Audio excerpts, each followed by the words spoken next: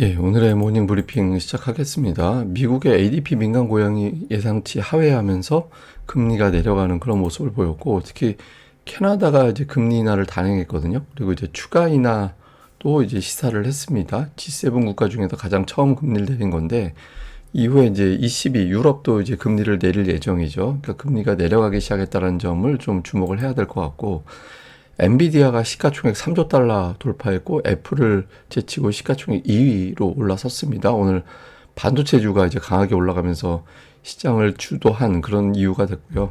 그리고 한국 관련된 데이터들은 MSCI 한국 지수가 1.89%, 야간 선물은 0.72% 올랐습니다. 우리는 꼭 이런 날 휴장이죠. 예, 이게 이제 미증시가 오늘 빠지지 않아야 되는데 어쨌든 분위기는 그렇게 나쁘지 않았던 것 같습니다. 미증시 3대 지수 다 올랐는데 특히 워낙 반도체 기술주 이쪽으로 매수가 집중되다 보니까 나스닥이 2% 가까이 급등을 했고요. 다우는 뭐 조금밖에 못 올랐습니다. 그러니까 전체적으로 반도체주들이 시장을 주도를 한 그런 모습인데 S&P 500 지수의 상승률 상위 종목들이거든요. 뭐 휴렛패커드가 10% 넘게 올랐습니다만은 브로드컴이 6%, 마이크론 테크놀로지가 5.58%, 램리서치가 5.3%, 엔비디아가 5.16%, 뭐 하여간 뭐 필라델피아 반도체 지수가 오늘 거의 5% 가까이 올라갔으니까 전체적으로 반도체주가 지수를 끌어올렸구나, 이렇게 우리가 데이터상으로는 해석할 수 있게 되는 거죠. 뭐 시장에 여러 가지 재료가 있었는데 5월 ADP 민간 고용 이게 예상보다 낮게 나왔어요. 15만 2천이 나왔는데 예상치가 17만 5천이었거든요.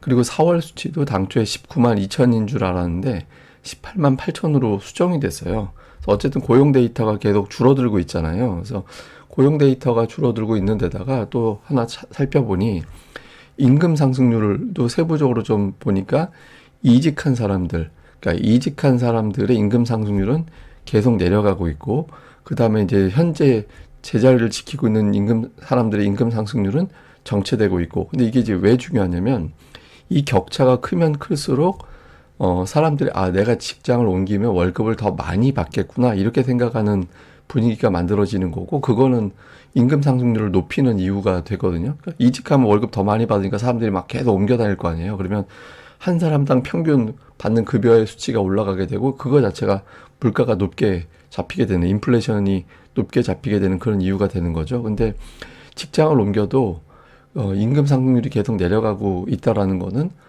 향후에 급여에 따른, 임금에 따른 인플레이션 요인이 좀 완화되고 있구나, 이렇게 해석이 되거든요. 그래서 물가가 이후에 어쨌든 좀 잡힐 것 같다, 그러니까 이런 분위기가 만들어지게 된 거고. 그리고 또 이날 금리가 떨어지게 된 결정적인 이유는 캐나다에서 금리를 내렸고 향후에 추가적으로 금리를 내릴 거야, 그러니까 이런 언급도 했거든요. 그래서 미국의 국채금리 장중 추이를 보면 처음에 ADP 민간 고용 나왔을 때 금리가 빠졌다가 잠깐 갑자기 확 올라가는 구간이 나왔잖아요. 저때 ISM 서비스업 지수가 예상치보다 높게 나왔거든요. 그래서 미국 경제가 또 데이터가 너무 센 건가? 이렇게 되면서 확 올라갔다가 캐나다에서 금리 인하를 하고 또 내릴 거야, 추가적으로 내릴 거야, 그러니까 이런 취지의 어떤 언급이 나오면서 결과적으로 10년물 국채 금리가 4.27%대까지 밀렸습니다. 그래서 지금 4.3 밑으로 내려갔다라는 건 좀 의미가 있거든요. 그래서 만약에 우리 증시가 정상적으로 개장이 되고 미국의 국채 금리가 이 정도 수준을 유지를 했다라면 한 50포인트 정도 올릴 수 있는 그런 이슈였거든요. 근데 어쨌든 뭐 ECB 발표 이후에도 이제 금리가 더 내려가는지를 좀 봐야겠죠. 그리고 현재 미국의 이제 금리 인하 전망, 그러니까 이거를 보면 9월 인하 전망이 지금은 7대3 정도가 됐어요. 이게 거의 뭐 9월에도 안 내리지 않을까, 이런 분위기로 한때 갔었다가 어제 같은 경우도 65대 35 정도 비율이었잖아요. 그러니까 이게 지금 계속 9월에 내리겠구나, 미국이 결국에는. 그러니까 이런 분위기로 시장에서는 좀 가고 있는 것 같습니다. 그래서 현재로서는 뭐 당장 뭐 6월이나 7월에 내리진 않겠지만 9월에는 내릴 것 같다, 이런 분위기가 만들어지고, 금리 내릴 때 그럼 어떤 업종을 제일 먼저 사볼까라고 생각을 했다가 투자자들이 지금 제일 이제 강한 건 반도체잖아, 이렇기 때문에 이제 반도체에 좀 집중하게 되는 그런 이유로 작동을 했던 것 같습니다. 실제로 엔비디아가 이날 5.16%나 급등을 하면서 강세를 보였고, 이게 좀 해석은 뭐 여러 가지가 있죠. 지금 신규 칩에 대한 어떤 공개 주기가 2년이 아니라 1년으로 바뀌게 되면서 엔비디아가 정신없이 성장할 것 같다. 그리고 주식 분할을 앞두고 개인 투자자들의 매수가 몰리는 것 같다. 이런 등등의 해석들이 나오고 있거든요. 근데 엔비디아만 강한 게 아니라 다른 반도체주들도 다 끌어올려요. 지금 뭐 마이크론 테크놀로지 같은 경우도 오늘 5.58%나 올라가면서 신고가 또 경신을 하는 그런 모습들이 나타났거든요. 그래서 지금 시총 구도를 보면 바뀌었어요. 예, 마이크로소프트가 여전히 1등이지만 엔비디아하고 애플하고 거의 비슷한 시총 속에서 엔비디아가 2위로 뒤집었거든요. 그래서 어, 하드웨어 업체 그 중에서도 반도체주가 시가총액 2위가 됐다라는 거는 상당한 의미가 있죠. 그래서 전반적으로는 반도체 매수세가 좀 집중이 되는. 이거 뭐 우리 증시 입장에서는 이제 나쁜 구도가 아닌데 어쨌든 이런 구도가 미국에서는 만들어지고 있습니다. 뭐 몇 가지 좀 코멘트를 소개를 해드리면 고용지표가 둔해진 거 가지고 막 걱정이 좀 있잖아요. 그래서 경제가 점진적으로 냉각이 됐다 이런 어떤 측면이 있긴 하지만 투자자들은 결과적으로 미국의 통화정책이 완화, 그러니까 금리 내린다라는 기대감이 더 크게 작용하지 않을까 이렇게 보고 있고 바클레이즈에서는 소비 둔화 의미 없다. 그러니까 지금 여전히 통장에 돈이 많기 때문에 그거 가지고 소비 충분히 여력이 있다. 뭐 이런 이건 제가 잠시 다시 보여드릴 겁니다.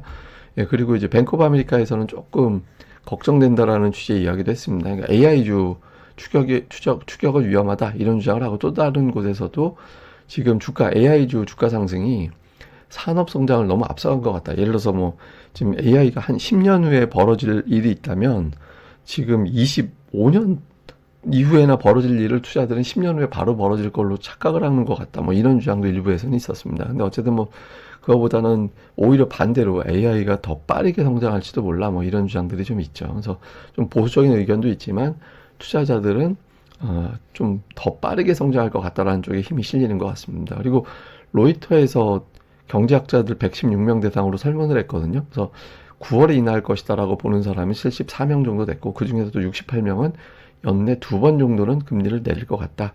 그러니까 이렇게 이제 대답을 했다라고 로이터에서는 또 보도를 했습니다. 그리고 이제 그 증시가 또 올라갈 것 같다. 이런 어떤 주장이 나오고 있는 게 운용사들 선물 포지션을 봤더니 좀 상승 쪽 베팅하는 사람들의 비율이 계속 늘어나고 있다라는 거잖아요. 근데 이제 일부에서는 조금 버블로 가고 있는 것 같다. 이게 보시다시피 비율이 되게 높아지고 있거든요. 예전에 비해서. 그래서 더 올라갈 수 있을까? 그래서 오히려 조금 경계해야 되는 거 아닌가? 이런 시각도 일부에는 있어요. 그래서 좀 여러 가지 데이터상으로는 너무 달린 것 같다라는 주장도 일부에서는 또 제기를 하고 있습니다. 근데 이건 뭐 데이터상 이렇다라는 거고 뭐 더 올라갈 수도 있는 거니까 어쨌든 이런 추이는 계속해서 좀 주목은 해봐야 될 것 같습니다. 한국 관련된 지표는 MSCI 한국 지수가 1.89%, 이 차트에서는 1.98로 나오는데 1.89가 맞습니다. 그리고 야간 선물은 0.72, 그다음에 환율은 1,369원. 제가 이제 환율은 1,380원에서 1,400원 사이가 되게 중요한 레벨이다. 이제 그 근처에서 맞고 떨어지고 증시 반등하고 그 ADR 과매도에서 증시 튕겨 올라가고 이 구도가 되게 중요하다라고 말씀드렸잖아요. 그러니까 제가 예측을 한 게 아니라 그 상태에서 튕기지 못하면 우리가 알지 못하는 뭔가 큰 사건이 있는 거다. 이제 그렇게 해석을 해야 된다라고 말씀을 드렸었는데 다행히 이제 환율 1,380원, 뭐 ADR 지표 과매도 여기서 이제 증시가 튕기는 분위기거든요. 그래서 우리가 알지 못하는 대형 악재는 일단은 없는 걸로 봐도 합리적인 것 같습니다.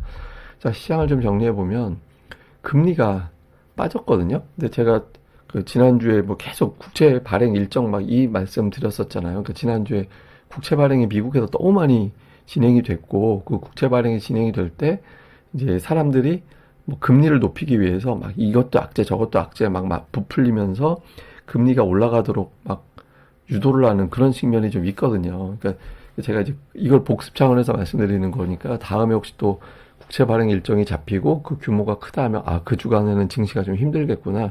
이거 기억을 해보세요. 이번 주에 보니까 일정 없으니까 금리 쭉 빠지고 증시 올라가잖아요. 그러니까 제가 제가 이 얘기를 왜 드리냐면 그때 댓글에 막 국채 발행 얘는 그 얘기 왜 많이 하냐고 쓸데없이 막 그 얘기 막 하셔가지고 근데 실제로 그렇게 금융시장이 좀 돌아갑니다. 그러니까 약간 좀 뭐라 그러나 조작이라면 조작인데 뭐 이런 일정 가지고 시장을 좀 흔드는 그런 주체들이 있거든요. 그래서 항상 이런 일정을 좀 챙겨 보시는 게 중요할 것 같고 그다음에 이제 ECB도 이제 금리를 내릴 것 같거든요. 근데 향후에 추가 인하에 대한 의지를 밝히느냐 이렇게 됐을 때 이게 묘하거든요. 그러니까 유럽이 금리를 내리는 거는 결과적으로 유로 약세, 달러 강세 이렇게 될 수도 있잖아요. 근데 이게 미국도 결국엔 내리겠구나라는 쪽으로 가서 달러 인덱스 하락 쪽으로 끌어가는지 이것도 되게 중요하고 엔비디아가 지금 시총 2위가 됐는데 이게 분할 전 이제 잔치인지 분할 후에도 잔치가 이어질 수 있는지 되게 투자들의 의견이 사실은 지금 좀 갈리거든요. 분할 전에 해먹고 이후에는 털고 나가야지 뭐 이런 주장들도 일부는 있잖아요. 그래서 요 이제 슬슬 이제 그 부분 됐을 때 조짐이 보이는지 아니면 이제 다른 반도체까지 그냥 덩달아 계속 쭉 밀고 가는지 볼 필요가 있고 반도체 쪽에 매수가 집중되는 거 우리 증시에는 이제 나쁜 이유는 이제 나쁜 이유일 수는 없죠. 그러니까 분위기를 만들어내는 건 아니잖아요. 그래서 우리 증시는 여기서 더 밀어붙일 것 같긴 한데 꼭 휴장일 때 이래가지고 이제 미증시가 오늘 밤에도 좀 강하게 움직였으면 좋겠습니다. 자, 그리고 이건 뭐냐면 그 초과저축 이야기라고 보시면 돼요. 그러니까 이거 이제 한 850억 달러 정도 이제 돈이 있다는 얘기인데 그러니까 최근에 이제 미국의 소비가 줄어들 것이다라고 얘기하는 근거 중에 하나는 뭐냐면 초과저축이 줄어들고 있다. 그러니까 이제 근데 다른 시각으로 보면 통장에 여전히 850억 달러라는 엄청난 현금이 있기 때문에 초과된 어떤 현금이 있기 때문에 이게 이제 설령 좀 둔화된다 하더라도 여전히 통장에 돈이 있어서 소비할 여유가 있다. 그래서 이걸 왜 보여드리냐면 경기 침체 얘기 자꾸 나오잖아요. 최근에 이제 고용지표 나쁘게 나오면서 이게 혹시 미국의 경기 둔화를 우려하는 거 아닌가? 근데 경기 둔화까지는 저는 가능하다라고 보지만 침체는 확률상 되게 낮다라고 보거든요. 그래서 만약에 혹시라도 경기 침체 프레임으로 몰고 가서 증시가 하락한다라면 데이터상으로는 그런 조짐은 없으니까 약해 보이니까 이제 조금 그때가 오히려 뭐 한 며칠 빠지면 또 기회가 되겠구나 이렇게 생각해 보는 것도 괜찮을 것 같습니다. 그러니까 제가 계속 말씀드린 건 지금 지수는 의미가 없는 것 같아요. 그러니까 지수가 의미 있는 게 아니라 어떤 종목이 움직일 거냐가 더 중요한 어떤 구간이다라고 생각을 하거든요. 그래서 항상 업종별 수급 동향, 어떤 게 누적이 되어가고 있는지 이런 종목들 그리고 특히 기관 또는 외국인들이 한 6개월 사이에 지분율이 한 5%, 막 7% 이렇게 늘어난 종목들이 있거든요. 그래서 이런 종목군들을 또 집중해 보시는 게 좋을 것 같습니다. 예, 그럼 또 오늘 하루 또 잘 보내시고요. 저는 또 다음 방송에서 뵙겠습니다. 이 방송 구독하기 그리고 좋아요 꼭 부탁드립니다. 감사합니다.